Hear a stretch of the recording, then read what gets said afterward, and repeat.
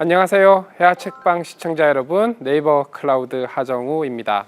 이번 시간에는 과연 AI 전쟁 시대에 우리는 얼마만큼 준비가 되어 있고, 과연 우리는 정말 경쟁력이 있는지, 그렇게 경쟁력이 있다고 하면 어떤 준비가 되어 있는지, 그리고 개인 측면에서, 조직, 기업 측면에서, 그리고 국가나 정부 측면에서 어떤 준비가 필요한지에 대해서 논의를 하는 시간을 갖도록 하겠습니다.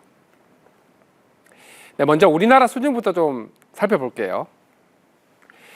일단 다행스럽게도 한국의 초거대 생성 AI의 경쟁력이 굉장히 높은 편입니다. 네. 국내에서만 해도 초거대 AI를 자체적으로 만들 수 있는 기업이 대여섯 개 이상 되는 것 같습니다. 저희 네이버를 포함해서 LG AI 연구원, SKT, 카카오, KT, 최근에 NC소프트도 자체 초거대 AI를 발표를 했고요. 그거보다 조금 더 규모가 작은 어떤 생성 AI 기준으로 봐도 솔트록스라든가 42마루 같은 기업들, 좀 중견 기업들이죠. 이런 기업들에서도 발표를 했고, 최근 현대자동차의 자회사라고 할 수 있는 42닷에서도 자체 생성 AI를 또 발표를 했습니다. 그만큼 아마 어떤 나라의 규모 대비해서 초거대 생성 AI를 만들 수 있는 기업들 수는 우리나라가 굉장히 높은 편에 속하는 것 같습니다. 그리고 이런 AI를 만드는 걸 넘어서서 실제로 이렇게 만든 AI들이 실제로 많은 다양한 서비스라든가 제품이라든가 혹은 어플리케이션으로 이렇게 활용이 될 수 있어야 되고요. 그렇게 활용이 되어야 실제로 생태계가 만들어질 수 있는데, 이런 측면에서도 상당히 경쟁력이 있다고 말씀드릴 수 있겠죠. 그 중에서 이제 저희 네이버 하이퍼클로바 부분에 대해서 조금 더 설명을 드리고 싶은데요. 하이퍼클로바는 네이버가 만든 전 세계에서 세 번째로 발표한 초거대 생성 언어 AI입니다.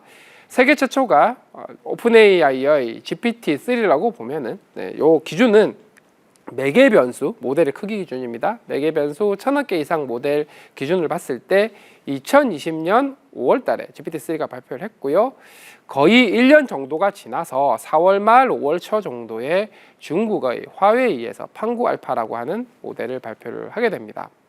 그리고 1, 2주 지나서 저희가 2021년 5월 달에 하이퍼클로바를 발표를 하게 되죠. 하이퍼클로바는 한국어에 특화된 글로벌 빅테크의 오픈AI GPT-3에 비해서 한국어를 훨씬 더 많이 학습한 한국어 특화된 초거대 생성 AI라고 보시면 됩니다. 이걸 발표한 게 벌써 2년하고도 반년이 지나고 있습니다. 이 얘기는 그 2년 반 동안 초거대 생성 AI를 만드는 어떤 엔지니어링 역량, 그리고 만드는 걸 넘어서서 운영하는 역량, 그리고 이 생성 AI를 기반으로 해서 서비스를 만드는 역량까지 포함해서 굉장히 많은 경험을 쌓았고요. 그 이후로 국내에 있는 대여섯 개의 기업들이 이런 초거대 생성 AI를 만들 수 있는 어떤 동력을 제공을 해드렸고, 또한 실제 지금 현재 누적 700개 이상의 스타트업들이 저희 하이퍼클로바를 활용해서 자체적인 앱을 만들거나 혹은 기업 내의 어떤 여러 가지 문제나 프로세스에 적용을 하거나 이렇게 활용을 하고 있죠. 이렇게 초거대 생성 AI 자체 생태계가 만들어져 있는 나라가 전 세계에 3개밖에 없습니다. 미국, 중국, 그리고 우리나라입니다. 그만큼 어떤 초거대 생성 AI계에서는 우리나라가 상당히 경쟁력이 있다라고 보셔도 될 것 같고요. 다만 이 부분에 대해서 고려를 해야 되는 것이, 생성 AI의 레이스는 초거대 AI 전쟁 레이스는 100m 달리기라고 하면은 겨우 5m에서 10m 정도 와 있는 단계입니다. 즉 스타트는 잘 끊었다는 얘기예요. 하지만 남아있는 이 90m를 어떻게 잘 달리느냐가 정말 중요한 부분인데, 이 부분에 대한 노력이 굉장히 중요한 부분이겠죠. 사실 네이버가 아주 큰 회사냐라고 물으면 그렇게 큰 회사는 아닙니다. 1년 매출 8조가 조금 넘는 회사이기 때문에, 그리고 저희의 어떤 경쟁 상대라고 할 수 있는 기업들이 구글, 메타, 마이크로소프트 이런 회사들인 걸 고려하면은 체급에서 차이가 굉장히 많이 나죠. 근데 이런 초거대 생성 AI를 상당히 경쟁력 있게 할 수 있었던 근간은 사실 데이터의 확보에 있는 것 같습니다. 네이버가 1999년에 검색회사로 출발을 했고 검색회사로서 20년간 검색 엔진을 지켜왔습니다. 전 세계에 구글에 의해서 검색 시장이 잠식당하지 않은 나라가 딱 3개가 있는데요. 하나는 러시아입니다. 얀덱스라는 자체 검색 엔진이 있어요.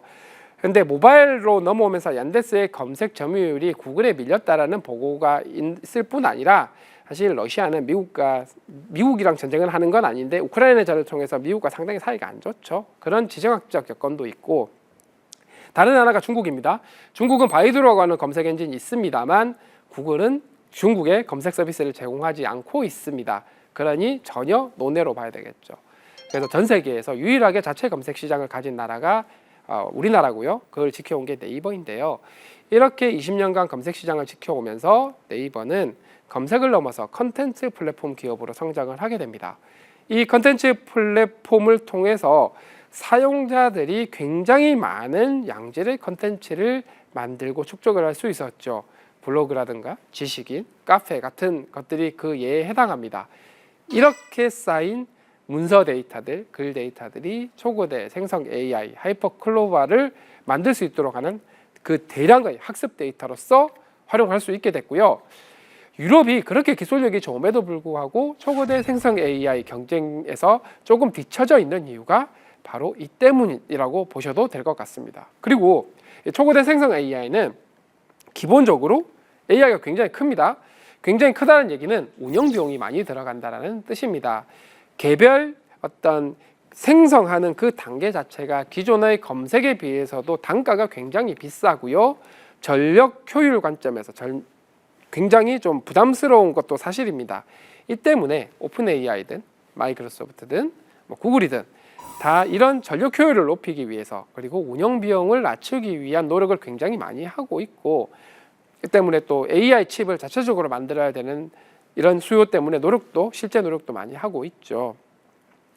그래서 이 부분을 해소를 하기 위해서 저희 네이버는 삼성전자와 함께 초거대 AI 운영에 적합한 최적화된 칩을 함께 만들고 있어요.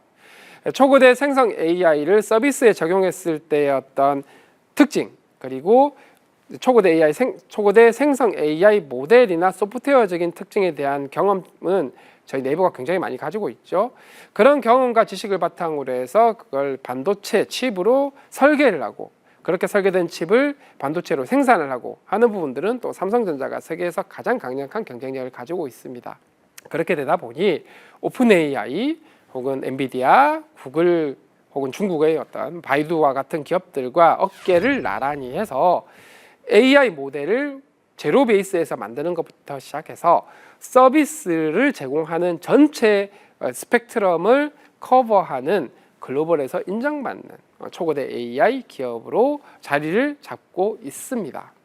그리고 하이퍼클로바 X를 지난 8월 24일에 발표를 하게 됩니다. 하이퍼클로바 X는 하이퍼클로바의 어떤 진화된 버전으로 보시면 될 것 같아요. 어떤 식으로 진화를 됐느냐? 첫 번째는 AI 기술 관점에서 상당히 많은 어떤 발전을 이루어냈습니다. 저희가 2021년에 발표한 하이퍼클로바는 한국어 특화된 모델을 만들다 보니 상대적으로 영어 데이터를 이렇게 많이 학습을 하지 않았었어요. 그래서 영어 능력에 있어서는 좀 아쉬운 부분이 틀림없이 있었습니다.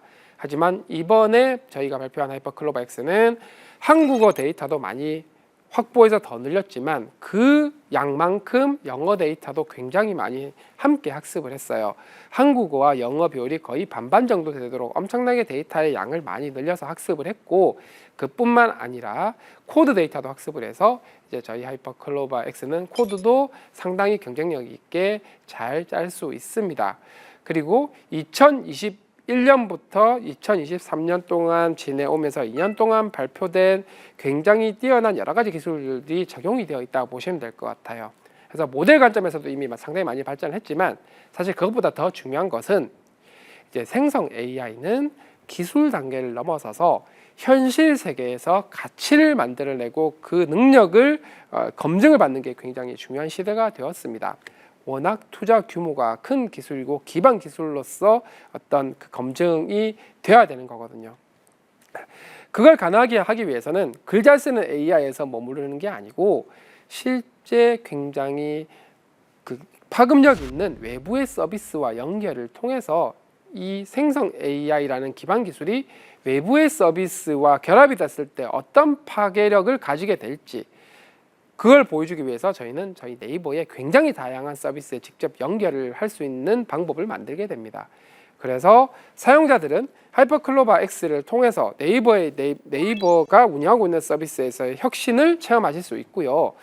그런 것들이 사용자들에게 완전히 혁신적인 가치를 제공할 수 있다고 보고 있고, 네이버 외부에 있는 금융이나 교육이나 법률이나 의료나 같은 굉장히 다양한 서비스 플랫폼에 확장될 수 있도록 하는 방법도 저희가 만들어 공개를 했습니다.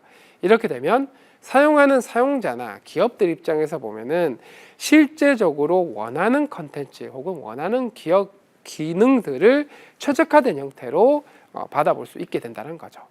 그리하여 저희가 발표를 한 세 가지 큰 항목이, 첫 번째는 챗GPT와 같이 사용자들이 대화 형태로 쉽게 활용할 수 있는 클로바 X, 두 번째는 각 기업에서 생산성 향상에 도움을 받을 수 있는 프로젝트 커넥트 X입니다. 그리고 마지막으로 외부에 있는 파트너들, 기업들이 자체적으로 보유하고 있는 데이터를 가지고 하이퍼클로바 X를 각 기업들이 훨씬 더 잘 쓸 수 있도록 도움을 주는 도구인 클로바 스튜디오를 업그레이드한 버전도 함께 공개를 했어요.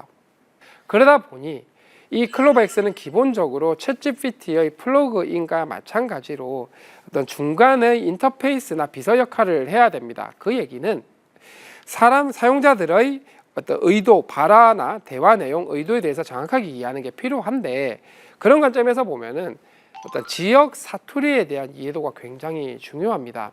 가령 이런 게 있죠. 자, 경상도 사투리로 강알리 든킨 도나스 한 무봤나? 라고 물어보면 이게 무슨 뜻이냐면요, 광안리, 부산에 광안리 해상국장이 있죠. 광안리에서 던킨 도너츠를 한번 먹어봤니? 이런 뜻입니다. 근데 요 내용을 챗GPT, GPT-4한테 물어보면 무슨 뜻인지 이해를 못한다고 했다가, 그 다음에는 굉장히 중요하다라는 이런 식으로 전혀 잘못된 해석을 하고 있습니다.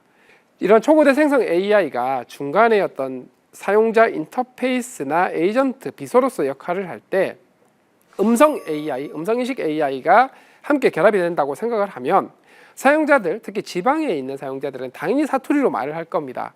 AI를 쓰려고 지방에 계신 분들이 사투리를 버리고 표준어를 배워서 한다라는 거는 상상하기 힘들죠.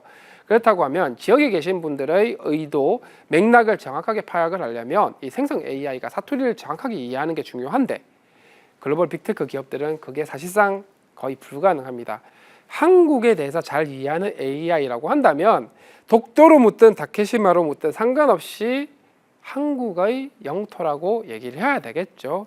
김유신 장군과 위해도 해군 관련해서 지난주에 제가 설명을 드렸었습니다. 이것도 마찬가지, 외국어에 만든 빅테크가 만든 AI라면 근본적인 한계로 틀릴 수도 있으나 우리가 만든 AI는 당연히 구분을 해야죠.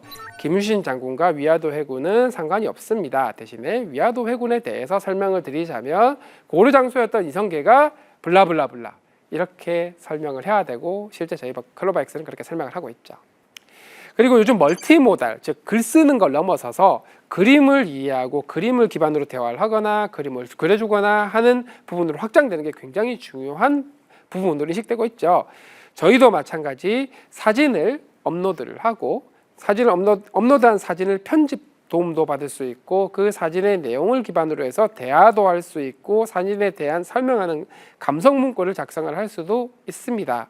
이런 것들이 되니 쇼핑을 운영하는 많은 중소상공인 분들은 이제 각 상공인 분들이 찍은 점주분들이 찍은 사진을 훨씬 더 이쁘게 편집하는 것도 손쉽게 할 수 있고, 해당하는 상품에 대해서 훨씬 더 멋진 설명글을 쓰거나 마케팅 문구를 훨씬 더 멋지게 작성하는 것도 손쉽게 도움을 받을 수 있게 된다는 거죠. 다음은 기업 생산성 관련한 커넥트 X 설명을 드리겠습니다. 커넥트 X를 통해서 저희는 사실 산업과 상관없이 굉장히 많은 분야에서 공통적으로 해야 되는 업무의 생산성을 높일 수 있도록 하는 부분에 저희가 집중을 했어요. 어떤 산업이든 상관없이 협력하는 사람들로부터 혹은 그 위로부터죠. 네, 상위 조직장으로부터 어떤 해야 될 일을 메일이라든가 이메일이라든가 혹은 메신저를 통해서 전달을 받게 되고 그 내용을 기반으로 해서 내가 해야 될 일을 관리를 하고 도출한 다음에 필요하면은 정보 검색을 합니다.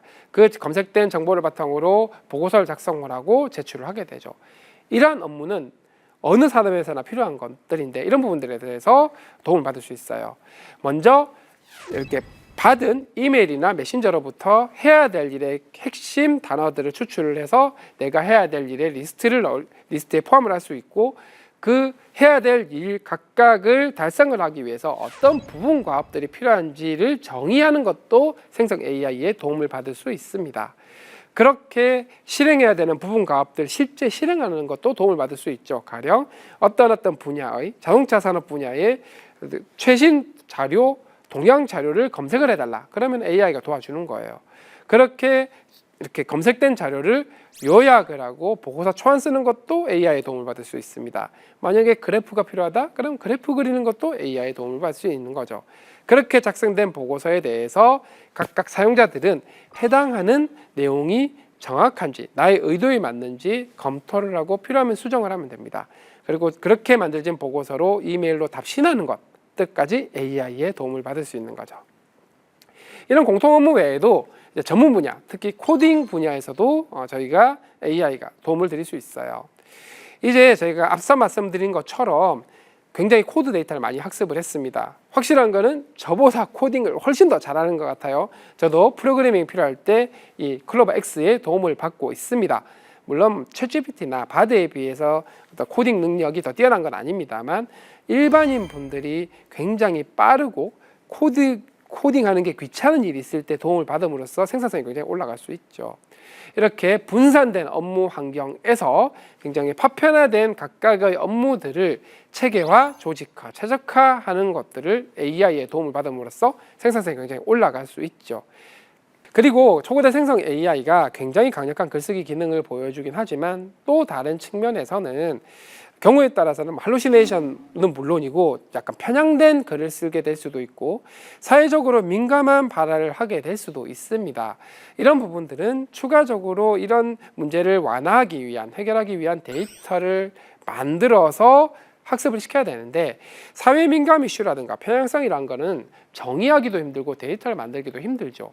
저희가 지난 1년 반 동안 외부의 법학, 그다음에 사회과학, 인문학 교수님들과 함께 고민해서 만든 데이터들을 실제로 만들어서 공개를 했어요. 그 공개된 데이터는 누구나 활용해서 상업적 용도로도 쓰실 수 있고 공개할 때 데이터뿐만 아니라 학습시킬 수 있는 코드 그리고 어떻게 저희가 이 데이터를 만드는지 논문까지 함께 공개를 했기 때문에 신뢰할 수 있는 AI를 함께 만들어가는 노력으로 봐주시면 되겠습니다. 생성 AI는 말 그대로 종합예술이라고 보시면 됩니다. 가장 아랫단에서는 컴퓨팅 인프라, IaaS라고 얘기하는 인프라스트럭처가 굉장히 중요하고요. 현존 인프라스트럭처로는 운영 비용의 부담이 굉장히 크기 때문에 AI 칩을 삼성전자와 함께 만들면서 근본적인 해결을 위한 노력을 하고 있는 이 인프라 단계부터 시작을 해서 데이터 구축을 하고 학습할 수 있는 형태로 변환하는 단계 그리고 이렇게 구축된 데이터를 가지고 제로 베이스에서 완전히 자체적인 기술력으로 초고대 생성 AI를 학습하고 그렇게 만든 기본적인 초고대 생성 AI 기본 모델을 각 응용 분야에서 더 잘 활용할 수 있도록 추가 학습하는 단계 사용자들로부터 피드백을 받아서 학습하는 단계 그리고 좀 더 안전한 글을 쓸 수 있도록 하는 안전 장치까지 저희가 자체적으로 다 만들고 있습니다. 이렇게 잘 만드는 AI를 AI에서 끝나면 안 된다고 말씀을 드렸어요. 외부의 생태계에서 그 파트너들의 사업 기회로 성장 기회로 만들 수 있는 여러 가지 기회를 제공해 드리고 협력을 하고 그리고 클럽 X 같은 B2C 서비스, 커넥트 X 같은 기업 협력 시스템까지 저희가 준비를 하고 있고 이걸 넘어서서 네이버 내부의 서비스, 외부의 생태계, 파트너들이 함께 성장할 수 있는 생태계를 만들어 나가고 있다. 그리고 이런 것들을 할 수 있는 전 세계 몇 안 되는 기업이다라는 말씀 드리고요. 생성 AI를 기반으로 보면은 앞으로 B2C, B2B, 공공 영역에서 굉장히 많은 기회가 만들어질 텐데 이 기회를 굉장히 많은 스타트업들, 기존 기업들과 함께 만들어가는 게 중요합니다. 그렇게 해서 쌓인 성공 경험을 가지고 우리는 초고대 AI 생태계를 만들고 싶지만 기술적인 한계로 데이터적인 한계로 만들지 못하는 국가로 진출을 할 수 있게 된다는 거예요. 한국어를 잘하는 AI를 가지고 진출을 하자는 게 아니고요. 한국어 중심으로 영어를 포함한 경쟁력 있는 AI를 만들고 이 경쟁력 있는 AI를 기반으로 산업 생태계를 만들어 본 이 경험을 바탕으로 우리 기업들이 이런 초고대 AI 생태계를 원하는 국가, 대표적인 곳이 중동이나 아세안 국가들, 일본도 마찬가지입니다. 이런 국가들로 진출해서 해당 국가의 언어를 중심으로 한 AI를 그 나라 국가 정부나 기업들과 함께 만들고 그리고 그 생성 AI를 기반으로 한 산업 생태계도 함께 만들어 주는 거죠. 그것이 네이버를 넘어선 한국의 글로벌 생성 AI 진출 전략입니다. 그렇게 된다면 지금 현재 생태계에 세 나라가 있다고 말씀드렸습니다. 미국 있고 중국이 있어요. 이 두 국가는 워낙 경쟁력도 강하고 크기 때문에 논외로 치고 나머지 국가들과 연대를 통해서 그 해당하는 국가들의 초고대 생성 AI 생태계를 만드는 것들을 우리가 적극적으로 참여해서 도와줌으로써 연대를 하는 형태로 만약에 우리가 리더십을 갖게 된다면 우리는 또 한 번 큰 기회를 맞이할 수 있게 될 것 같습니다. 즉 미국, 중국과 어깨를 나란히 할 수 있게 된다는 거예요. 자, 이 시대에 우리의 대응 전략 보겠습니다. 이유는 초고대 생성 AI도 없고 플랫폼도 없다 보니 굉장히 강력한 규제를 통해서 방어막을 만들고 있습니다. 하지만 우리는 초고대 AI 생태계의 경쟁력을 가지고 있죠. 그래서 오히려 반대로 공공 영역에서 먼저 성공 케이스들을 만들어서 즉 공공의 많은 문서들을 민간의 초고대 AI 기업에 제공을 해서 공공 특화된 AI를 만들고 이걸 정부 내의 서비스, 공공 영역 내의 서비스에 적용해서 공무원들의 업무를 혁신시킬 수 있고 굉장히 복잡하고 어려운 사회 문제 해결하는 데도 도움을 줄 수 있고 그리고 민원 서비스, 훨씬 더 똑똑한 민원 서비스도 만들 수 있을 겁니다. 이렇게 한 경험들을 바탕으로 성공적인 산업 생태계를 만들 수 있다고 보고 있고요. 기본적으로 먼저 진행을 할 거는 공공문서들 중에서 외부에 공개 가능한 데이터들, 문서들을 먼저 외부에 공개를 해서 민간 클라우드 기반으로 의미 있는 공공 성공 사례들을 만듭니다.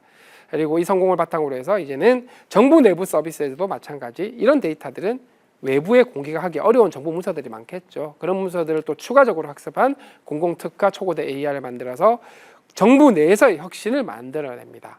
이런 경험들이 굉장히 중요하다고 보고 있고요. 이제 개인 측면에서 이 시대에 준비할 것 설명을 좀 드리려고 합니다. 앞으로 지금 인터넷이나 어떤 워드 프로세서 같은 것 없이 PC 없이 업무를 하는 게 사실상 거의 불가능하죠. 앞으로는 생성 AI 도움 없이 일을 하거나 생활하는 게 굉장히 불편할 텐데 즉 현실에 굉장히 복잡하고 어려운 문제들을 AI를 활용을 하려면 그 문제들을 부분 과업으로 잘 정리하는 능력이 중요합니다. 현존 생성 AI가 복잡한 문제를 부분 과업으로 정리하는 게 조금씩 가능해지기 시작했지만 여전히 잘 안 되거든요. 이 부분을 할 수 있는 능력이 중요합니다. 또 중요한 것은 그 부분 과업 해결을 위해서 AI를 활용을 할 때 이 AI가 어떤 장점이 있고 어떤 한계점을 갖고 있는지 정확하게 이해를 하고 쓰셔야 된다는 겁니다. 즉 절대 틀리면 안 되는 정보에 대해서 생성 AI에게 물었을 때는 그 정보가 항상 잘못된 정보가 일 수 있다는 걸 머릿속에 염두에 둬야 된다는 얘기죠. 그리고 첫 번째 이 두 가지를 동시에 잘 하려면 사실은 각 분야에서 AI가 아니라 각 분야에서의 전문성이 굉장히 중요합니다. 해당하는 분야에서 전문성 없이는 복잡한 문제를 부분과업으로 정의를 할 수 없기 때문이죠. 그리고 이제는 사람과 협업뿐 아니라 AI와의 협업도 중요한 시대가 되었기 때문에 이 AI와 협업을 할 수 있는 즉 질문을 잘할 수 있고 명령을 잘할 수 있는 능력도 중요하고요. 그리고 그보다 더 중요한 건 어쩌면 기술 발전 속도가 너무 빠른데 단편적인 기술을 암기하는 것보다 더 중요한 게 이렇게 빠르게 변해가는 기술을 적극적으로 나의 능력으로 활용하겠다는 수용성을 갖는 게 중요합니다. AI 규제 관련한 논의가 굉장히 많이 진행되고 있는데요. 정부나 국회에 말씀드리고 싶은 건 지금 계류 중인 법안이란 것들이 챗GPT 이전 시대에 만들어진 법안이기 때문에 상당히 많은 내용이 좀 다시 바뀌어야 될 수가 있습니다. 그리고 규제, 규율, 안전한 AI를 위한 어떤 규율 같은 게 필요할 수 있습니다. 문제는 기술 자체에 대한 규제가 되면 안 된다는 얘기입니다. 악용이 될 수 있는 인공지능 개발을 규제를 하면 안 되는 이유는 악용될 가능성이 있는 그 AI가 사실 이미 산업사회에서 굉장히 큰 기여를 하고 있는 AI라는 뜻입니다. 그래서 우리가 성장을 포기하겠다는 게 아니라면 기술의 자체에 대한 규제를 하는 게 아니라 인공지능을 나쁘게 악의적으로 쓰는 거를 규제를 해야 된다. 이런 형태로 돼야 된다는 거죠. 앞으로 1, 2년이 티핑 포인트가 찾아올 것 같습니다. 10년 혹은 그 이상의 경쟁력을 저하게 될 것 같습니다. 오픈 AI CEO인 샘 알트만이 핵처럼 관리를 해야 된다고 얘기를 하고 있습니다. 그 강력함 때문에 핵만큼 강력한 무기가 될 수 있다는 얘기고, 우리는 초고대 AI 보유국이라서 어쩌면 핵 보유국의 이상의 위상을 갖게 될 수도 있습니다. 그래서 우리나라 언어 중심의 초고대 AI 생태계를 구축하는 것, 그래서 경쟁 체제를 확보하는 게 굉장히 중요하고요. 그렇게 되려면 일단 AI를 경쟁력 있게 잘 만들 수 있도록 강력한 세제 혜택이나 혹은 적어도 공공 활용을 전제로 해서 정부가 과감하게 기업과 공동 투자를 하는 형태의 강력한 노력이 필요하다고 생각을 하고요. 두 번째, 잘 만든다고 끝이 아니죠. 어쩌면 더 중요한 건 이렇게 경쟁력 있는 AI를 전 국민이, 전 기업이 잘 활용해서 실제적 가치를 만들 수 있는 부분이 중요하다고 생각을 합니다. 즉, 조직, 기업, 정부, 국민의 AI 문해력, AI 리터러시가 중요하다는 말씀이고요. 이 AI 리터러시를 강화하려면 많이 써봐야 합니다. 쓰려고 했더니 비용이 들어가네요. 비용 부담을 줄일 수 있는 형태로 진행이 돼야 되고요. 그리고 규제는 이유를 보면 안 됩니다. 이유는 초고대 AI가 없다고 말씀드렸어요. 이 세계 1등의 미국을 보고 규제의 움직임을 봐야 합니다. 네, 초고대 AI 전쟁 시대입니다. AI가 아마 사람 대체는 안 할 것 같은데 AI를 쓰는 사람들, 쓰는 조직은 쓰지 않는 사람과 조직을 대체하게 될 것 같습니다.